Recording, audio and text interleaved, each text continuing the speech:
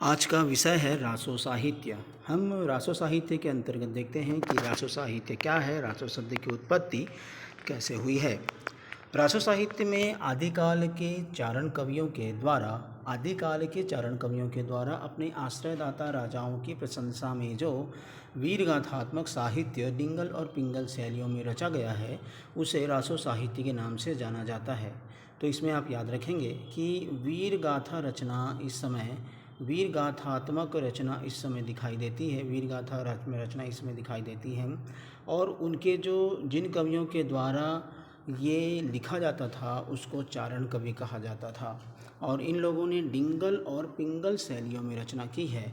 जो राजस्थानी भाषा है, राजस्थानी भाषा के साथ यदि अगर खड़ी बोली मिल जाती है तो उसको डिंगल कहा जाता है, और यदि अगर ब्रज भाषा मिल जाती है तो उसको पिंगल कहा जाता है। इसमें से डिंगल और पिंगल यही है।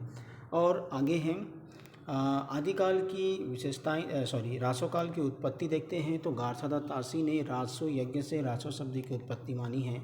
आचार्य रामचंद्र शुक्ल ने इसको रसायन शब्द से माना है। और प्रमाण रूप से बीसल देव रासो की निम्नलिखित पंक्तियों के प्रस्तुत करते हैं। संवत 1200 बही तारा मझारी, शारदा टूठी ब्रह्म कुमारी, नाल्ह रसायन आरंभ करी, जेठ बुधि नवमी बुधवारी।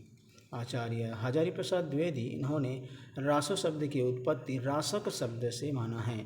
प्रमाण स्वरूप उन्होंने अब्दुल रहमान की रचना संदेश रासक को प्रस्तुत किया है, यह सर्वमान्य है। आगे है कबीराज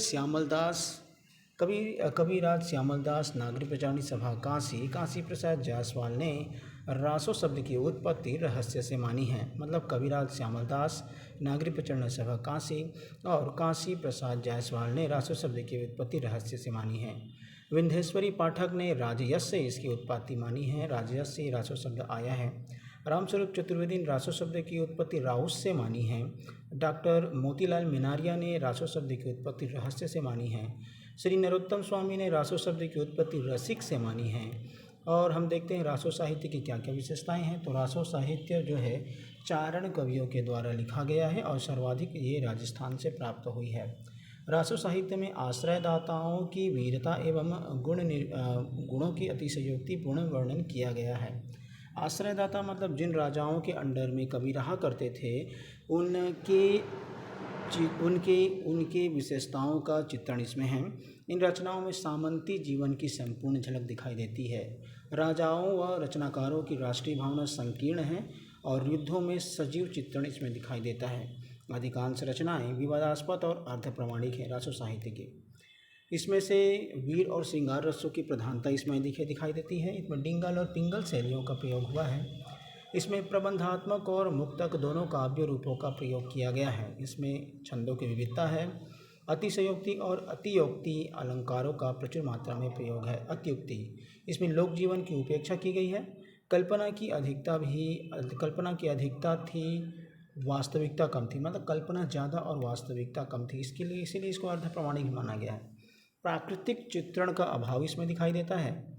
अब बहुत हिंदी साहित्य के महत्वपूर्ण जो है रासो ग्रंथकारों के नाम देखते हैं। और रासो ग्रंथ देखते हैं। खुमान रासो की रचना दलपति विजय ने की, परमान रासो की रचना जगनिक ने की, हमीर रासो की रचना सागधर ने की, विजयपाल रासो की रचना नल्ह सिंह भाट ने की, बीसल देव रासो की रचना नरपति नाल्ह ने की, पृथ्वीराज रासो की रचना चंद बरदाई ने की, बहुत ही प्रसिद्ध है।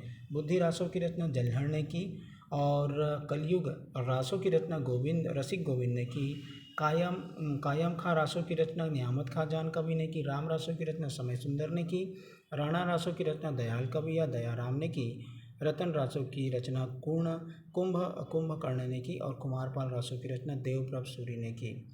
तो इस प्रकार से हम देख सकते हैं कि आज के वीडियो में हमने संक्षिप्त रूप में जो हिंदी साहित्य का रासो साहित्य है, आदिकाल का रासो साहित्य है, उसको थोड़ा सा समझा और उसके साहित्यकारों को समझा। वीडियो देखने के लिए धन्यवाद।